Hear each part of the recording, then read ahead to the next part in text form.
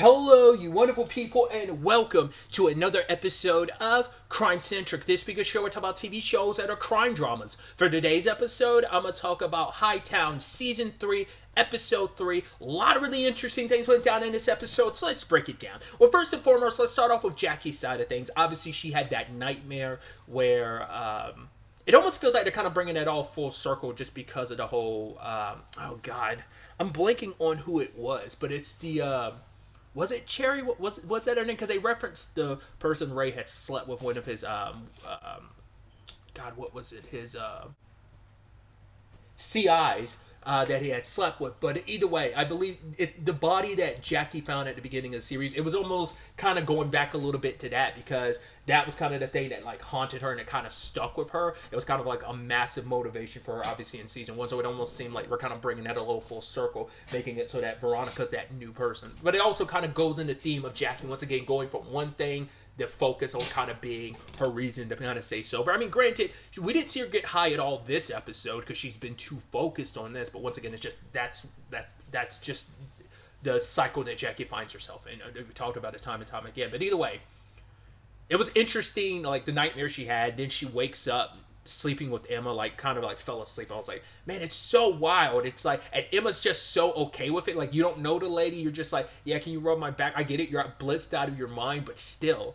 it's that's wild. And it's like, yeah, because this person especially broke into your house and stuff like that. But yeah, she convinces Emma to help her because it's like, hey, let me just find out Veronica's okay. If she's okay, it's fine. Like, it's no worries. I'll just leave you alone. But like, if something's wrong, we need to check it out. So they go to where she stays. It's like a motel, but she hadn't paid her like rent or whatever, and so they ended up like tossing her stuff. So it's unclear what happened to Veronica.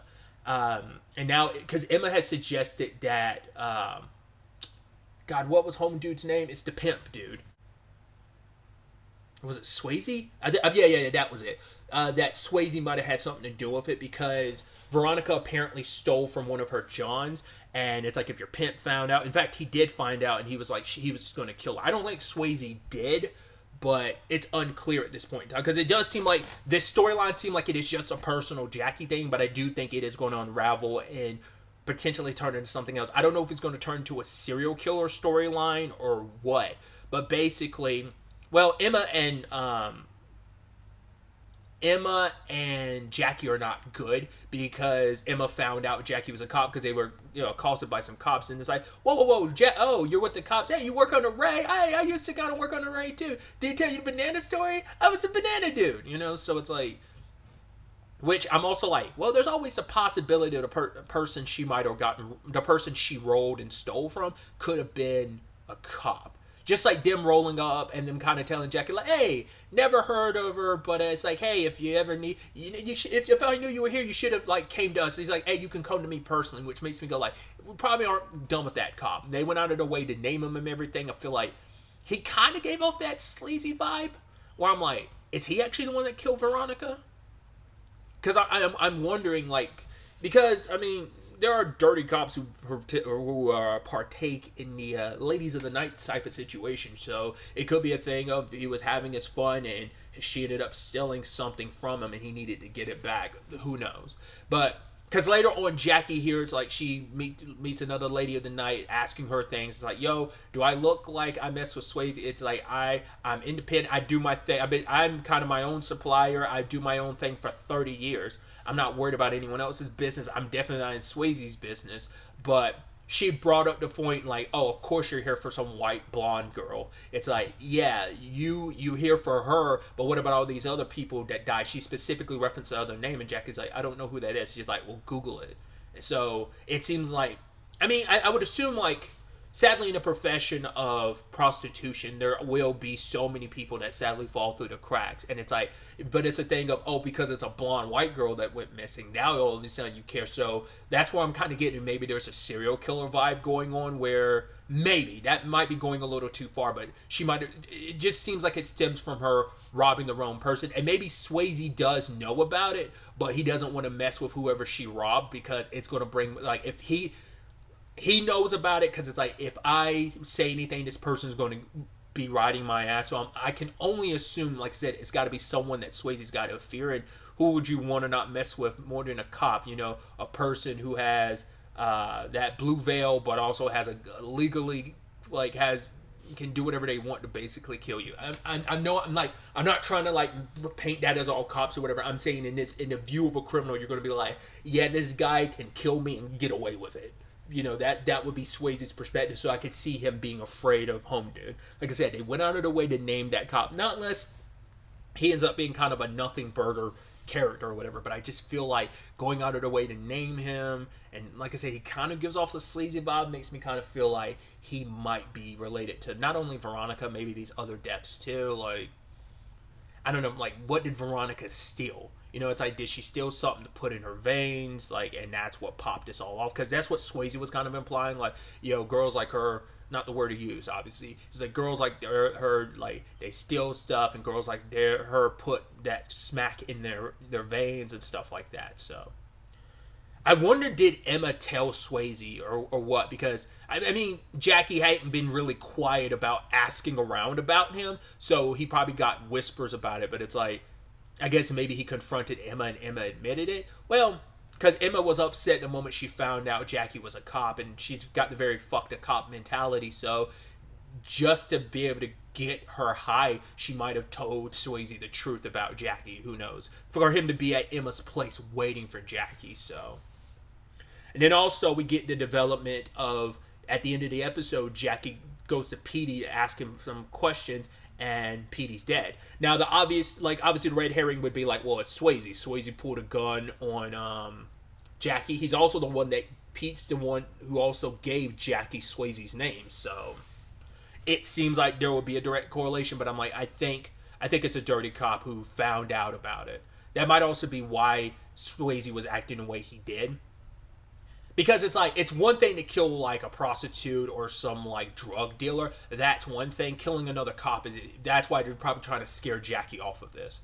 You know, I mean, luckily they don't know she's technically not a cop right now, because she never technically went through everything to get her badge back and everything. So she is without her shield and her position as a cop. So, but the moment they find out, that means she's a loose. She's still connected to the cops. They might not want that smoke and that heat, but she is technically not a cop, so they could probably think they could get away with it. But I think that's the only thing protecting her right now. It's like people think she's a cop, an active cop at that, you know. So we'll see where things kind of go. It's kind of a bummer. Pete died. Like I said, I brought it up like episode 1. I thought like, oh, it's kind of interesting. It feels like he's kind of your buddy in a weird way. No, I don't think that was episode 1. It might have been last episode. I don't remember now. Either way, it was definitely in episode 2. I was like, it's like almost kind of weirdly your buddy, and it's like, well, now he's like in the middle of this because you were asking questions and you got him killed, so there's going to be that responsibility. She already feels that way about whatever happened with Veronica because she doesn't remember what happened. It's like, if I wasn't high, and then it's like, who knows what part Jackie played in. Probably nothing this was probably all Veronica, but it's still the thing of, I think it's also like Jackie's felt like she's let a lot of people down, especially season 1. Like, that's her spiraling and stuff like that made her let people down, so she's trying not to do that again, and just we'll see where things kind of go from there. So she did try to get Ray's help, but Ray's busy with his own situation, which that spirals out into so much. But let's switch over to Ray really quickly. He ends up the DA or whatever is sitting down with him and Alan, which Alan is such a dick, which, hey, I understand, like, neither one of them are great. Like, Alan's a better dude than Ray, but he's still kind of smug and shitty this episode, rubbing stuff in Ray's face. But he is right. This ain't about us. This is about Frankie, and you're going to fuck things up like you fucked things up before. We cannot allow that. So, yes, the DA's asking you these hard questions because Frankie's lawyer is going to rip you apart on the stand, so you need to be prepared. You're going to have to answer questions about, oh, you and Renee, when did you start sleeping together? Because it's part of this investigation, whether you like it or not. Like, that's why you got canned in the first place, was all the Renee stuff. So now it's like, oh, here you are, a happy family. Like, it's going to look a certain way, and the defense can, like, paint it that direction. So it's like, it's important that we do this. So I need you to get your shit together. And once again, Alan's loving it because he loves seeing Ray kind of squirm. So Alan's a dick for it. It's kind of the shitty time to do it, but also it's like he is right. This ain't about us. Put your own bullshit aside, but it's hypocritical because Alan refuses to put his own bullshit against Ray aside in this situation. So, especially the way he went talking to Renee like that. It's like, especially after that earlier interaction with Ray, it just seemed a little. And he's like, "Oh no, congrats on the baby and stuff." It just like obviously you're so insincere, So that's what kind of rubs you the wrong way. But yeah. Then he went to was it Chelado? Was it Chicalado? What's Frankie's home dude's name? That's kind of ratting on him and stuff. But he was like, yeah. Alan went to him, was like, yo, who killed Jorge? It's like, man, Frankie didn't have nothing to do with that. But it's like, do you have a theory? And he was like, yeah, my theory is Renee did it. It's like, yeah, she's got those like evil eyes. And he's like, that's all you got? He's like, you know what? I'm taking this beer back and fuck your Xbox. He's like, you should. It's like, he actually did crack the case for you. And Alan's going to feel so stupid later on when he goes like, that motherfucker did say it was Renee. Because he thinks like, oh man, what is Renee like? Like, oh, the scrawny white girl, like, what's she gonna do? It's like, yeah. Once again, she didn't do it on purpose. It was 100% accidental. But it also is clear he was right. It's like, yeah, she did not like Jorge at all. And it's not like she killed Jorge on purpose. She accidentally shot him, but knew what kind of attention that would draw, and Frankie would be pissed at her, so she disposed of him. Once again, I believe, because Frankie told Ray at the end of last season, because they recapped it at the beginning of the season, that Frankie has implied to Ray that she's responsible for Jorge's death, but he hasn't really pushed it. He was kind of going to, but then like, she brought up her being pregnant, so they kind of, I don't know, like just based on a recap, I don't remember they fully went into it, but her being pregnant kind of shifted that entire conversation. So Ray knows, he just hasn't pushed on it. So I think it's that thing of, I know, but do I know for sure? And until I know, I'm not going to act upon it. But that's probably going to be the thing that gets revealed, and that's going to be the kick in the teeth towards Ray. So we'll see how that plays out. But it's like, yeah, Alan actually got a clue. But I'm curious. Well, because they're getting one of the ladies that was in Jamaica, because one of them died in a car accident, but the other lady is still alive, but she's in Jamaica, so eventually she's going to be... Is expedited the word I'm looking for? I believe so. Yeah, I believe expedited is the term I'm thinking of. Back to the U.S., so that's going to be when she probably revealed... She's like, just to kind of help herself out, she's going to end up ratting out Renee, so that's definitely going to be interesting. But circling back to the Ray stuff, he's got Sarah continuing her undercover.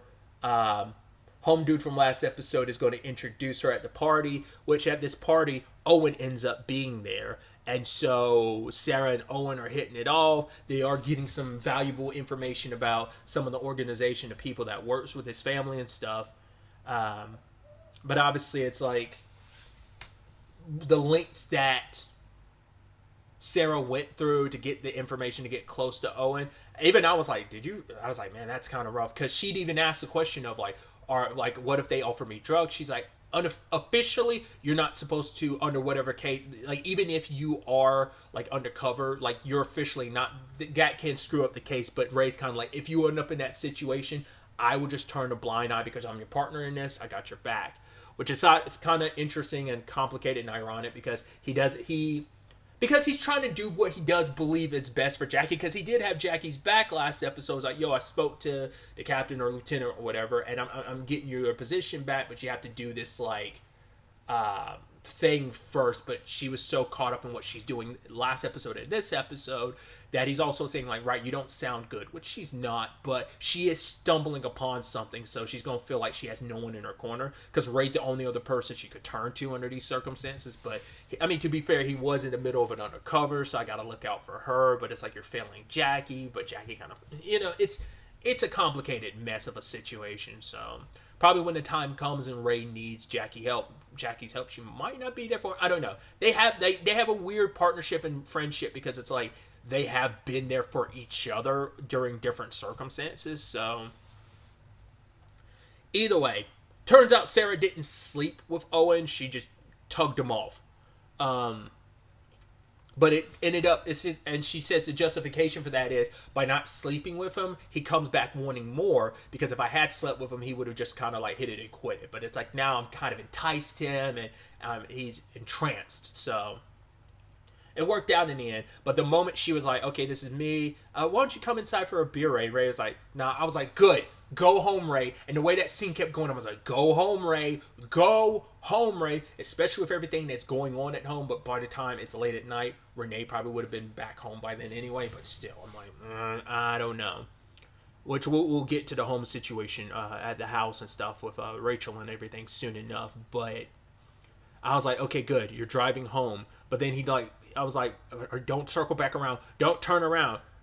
Still does the wildest shit of pulling over, listening to the recording of her and Owen and the way she was talking to Owen, and he starts jerking to it. I'm like, Jesus, Ray. I mean, I guess it's better than you going back, but once again, it's that symptom of, I knew this was going to be a red flag. I was like, she's blonde and pretty, so it's like, you kind of got a type. So I'm like, oh boy. Because I can only, like, because he is a sex addict, isn't he? But it's like he can't help himself because the whole circumstance is so, like, she's hot, the whole circumstance is hot. It's like, I think a little bit of that flair between him and Renee is lost because she's kind of lost a little bit of her spark, and now it's kind of made, their relationship kind of worked because it was so, like, ooh, forbidden and so hush-hush and quiet and this and that I think that's what made it hot, and now it's kind of lost some of that luster now that it's like, oh, she's just, you see her as like the mother of your child more now, so it's not as hot. I mean, once again, we don't even know how many times they're having sex too, so not saying that's a justification. I'm just saying, like, maybe that's his justification for it. I don't know. This just makes you go, yeah, him and Sarah are going to end up sleeping together, and it's just going to blow everything up. Once again, everyone's just like, oh, when's just a matter of time for Ray fucks it all up. So we'll see where all that goes. Speaking of Renee, like I brought up the whole Rachel of it all, I was like, what is Rachel's whole deal? What is she going, like, why are you getting in the house? I guess they're looking for some kind of evidence that proves that she's the responsible for Jorge's murder. Like, what else could she be looking for? I guess it's like, because it's not like Renee wasn't planning on testifying against Frankie anyway, but I guess it's like if you can paint all the issues they have with Frankie and put it on Renee, like if they, what else could he be looking for? Not unless it's the money, not unless it's Jorge's money, which we know she does have that stashed somewhere else. So not unless that's what Rachel was looking for. And her just being so jealous of like, oh yeah, Frankie's got a type, he likes a pretty and blonde, and kind of like disparaging her by being like calling her a whore or something like that, or he likes them hoary or slutty or something like that, and ends up like picking up that long hair of hers off of one of the clothes in the closet. I was like, what are you about to do with that? I was like, please don't do anything weird. And she's like tingling with, I'm like, are you going to use that to plant some evidence on her? Like, you're going to put her hair sample somewhere? Like, what are you doing? And then what does she proceed to do? She puts it in her mouth. I was like, ew, it made my fucking skin crawl, dude. I'm like, why are you such a weirdo, Rachel? It's like that lady is all kinds of disturbed and unhinged. Like, she's kind of like one of those, like, I don't know, like, she's an awkward, like, she doesn't know how to be a regular person. Like, I know I'm a socially awkward human, but I can fake it. She fakes it so horribly. I'm like, why are you so weird? Like, I don't even know what the purpose of that is. I'm like, oh, if I consume some of you, I get to become you, and Frankie's gonna really like me? It's just like, ew. Why would you do that? Like I said, thinking back to it makes my fucking skin crawl. I'm like, that, I know it's stupid, but it's just like, why? That character is so fucking weird. But circling over to Renee, as I figured, she's talking to, what was that stripper's name, Taffy? That it's like, okay, yeah, you were selling crap before, but now you're going to be selling this. I get a slice of the pie. Like, obviously, you can decide, like, what girls sell what. But at the end of the day, you always pay me on time, and you have to pay for whatever slice of the pie of the drugs you want. Like, whatever, like, you don't get high on our supply unless you pay for what you use. So it's like, yeah, let's get into business, because for Renee, it's like, I'm tired of men being in control and dictating what I get. Like, Frankie ran this operation. I was right by his side, so I can run it like the best of them. I mean, she took over operations for a while anyway, until like Jorge kind of got mixed up in the middle of that, and she kind of had to take a little bit of a backseat to Jorge. I think they were partners. Like Frankie made them work together, if I remember correctly. So they had to be partners. But it's like she kind of took the reins back now, well, post Jorge, but also like now in this season, she's taking back the reins of it. So I love Donna being like, yeah, Taffy, do we really need to be putting her on the schedule like 2 more times? Like, especially at night. I mean, afternoons, one thing, because I think it's like they have so few customers, but nighttime is our big money hour. So it's like, and we see her in the background. It's like, oh, she's very uncoordinated. And I don't know if it's because she's just high or she's just a bad stripper, you know? But I mean, like, I love they showcase like her fumbling in the background. It's like, I mean, I guess there's some aspects of like, I guess a fumbling ditzy stripper can be very endearing. There is something endearing about that. Like, oh, you're not really good at it. It's not sexy, but there's something endearing and kind of cute about like a stripper not being good at it. It's one of those things like, oh, if you had a significant other try and do a strip tease for you and they like kind of fumble it and you're like, oh, it's endearing and sweet and there's something cute about it. I don't know if it's necessarily sexy, but you know, it's kind of got that feeling vibe to it. So poor Donna just being like, yeah, I want to do it for her sake too. Like, it's not just for her customers, it's for her sake too. And she starts crying and she's like, oh, these fucking hormones. I was like, that's such a wild thing to be kind of cry, but it's like, all right, you're pregnant and the hormones are getting to you. So I just thought that was kind of a wild scene. So we'll see. Like, Renee doing her own thing. Obviously, Ray doesn't know about it, so he can't really protect her from that. I was kind of concerned that where is she getting these drugs from? I mean, she probably bought them with the money she took from Jorge's to-go bag, but who is she buying it off of? Because my concern was last episode, I was like, because I knew she was going to do this, the way she had that conversation with Taffy last episode, I was like, okay, you're talking about the quality of the drugs, and it's like, and Taffy was like, fine, if you want me to sell your shit, I will. In that moment, Renee was like, oh, that's what I could do. So because Renee thinks she's in her queen pin bag. She kind of was last season. Not as much this season, but she's trying to do it especially solo, which I don't think is going to work to her benefit. But I thought she was going to buy the drugs off of like Owen and Shane, like in that group. So we don't know. I'd assume that's the only like hard like packaging we've really seen like that, except for Osito and them, but they're kind of out of that range right now. It is also like all Shane and Owen right now, so I'm assuming she got some from them, so that can end up drawing Renee into the case that Ray's working on, which was kind of my thinking. But now it's like you mix in obviously the continuation of Alan looking into Jorge's murder, like it's all gonna compound, and I could definitely see Renee taking the fall by the end of this season, and probably Ray alongside of her, maybe. I don't know. Not unless he takes the fall again and hits even harder rock bottom and might end up going away because of Renee this time. I don't know. We'll see. Let's switch over to Frankie making moves in prison because he's seeing... It's like, all right, so the white boys are making their moves and they're kind of encroaching on Osito's territory in prison. But it's like, all right, so Osito's handling it out on the outside and he's like leaving Vernon to handle stuff on the inside.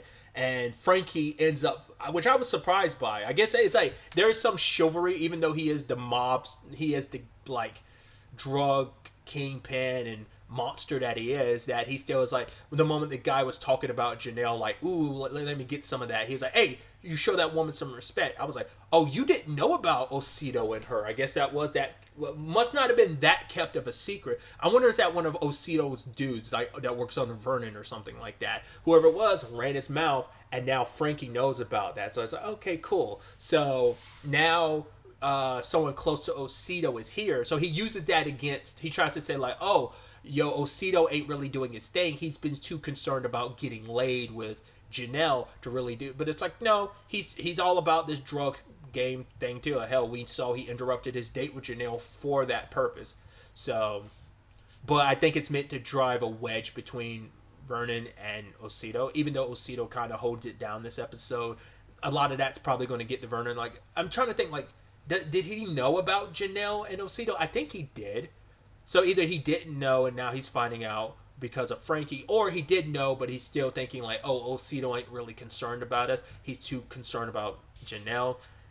I could definitely see Frankie like driving that wedge between them, but also using Janelle like in other means of like threatening her to get to Osito. I mean, he owes Osito a lot, a payback, and Frankie is all about getting his get back. He's got his hands in so many pies. Like he's got the whole once again Rachel situation with Renee, and now going after Osito. Like where there's so many other people gunning for Osito, Shane and Owen, and then like. Ray is obviously going after Osito, Shane, and Owen. And then you also have Alan, who has beef with Osito, too. So, which, speaking of the big man himself, they ended up following to where Owen and Shane have their drugs. I mean, this is probably not the smart... Well, it was already a dumb operation because it's like, the people there, like, no one bothers to check to see if they're being followed. So Osito was easily able to follow them to where their drugs are stashed. It's like, I doubt that's all your drugs. That might be all the drugs that Owen had. They probably have them in other spots, but that's Shane stuff. This is probably stuff that Owen was specifically to take care of. Not unless it ends up being everything that like Owen and Shane had, but it seems like too big of an operation for that just to be, because it seemed like it was only 9 bricks based on what Osito's dude was saying. So I don't know if that probably had to just be Owen's share of it. That's still a lot of money down the toilet that they got robbed for, but Osito gave Milk Crate the opportunity. It's like, so either you don't tell Owen that we robbed him, and you let him beat the ever-living piss out of you, and you get a brick out of all of this, because it's like, if you try to take the brick and tell Owen yourself, like, I will track you down and kill you. So he ends up going with the first option of, I'm a pretend like, hey, I set a cigarette, burned the place down, we lost all the drugs. This way Owen and them don't know it was stolen, And for Osito, this is him playing the long game of, well, yeah, they might know we stole it, but they don't know we stole it. So they can't really act upon anything because it's like, it seems like it's a complete other accident, like someone else fucked up. So that's not going to look good for Owen, especially when his uncle like slapped every living shit out of him twice last episode, so you're probably going to get it even harder. So I mean, to be fair, like Owen and Shane were setting up last episode like we're going to go to war, and I guess they don't really have enough justification with this circumstance to go to war, but Osito's biding his time. It's like, let's lay low, let's get them, I guess, like charged up so they don't see us coming when we blindside them when it comes to all of this. Maybe not, but also it puts, once again, Osito back in a better position to start selling drugs and kind of getting it to Vern, and so they can start spreading it on the inside. But if he's kind of getting screwed over by Frankie on one front, he himself might get blindsided on one front, and that might end up giving Shane and Owen the opportunity to strike. I don't know, there are just so many spinning plates currently. It's going to be interesting to see where this all takes us. Once again, I still haven't completely caught up. So episode 4 is already out. So I'm excited to see where all of this ends up taking us. We're, I guess, at this point, technically at the halfway point of the season. At least where I am now currently, it's technically the halfway point, considering there's only 7 episodes this season. So it's definitely going to be interesting to ultimately see where all of this ends up taking us going forward into the next episode. But really, that's all I want to talk about. To the next time we meet, be happy, be safe, live life to the fullest, and enjoy it. Good day, and goodbye.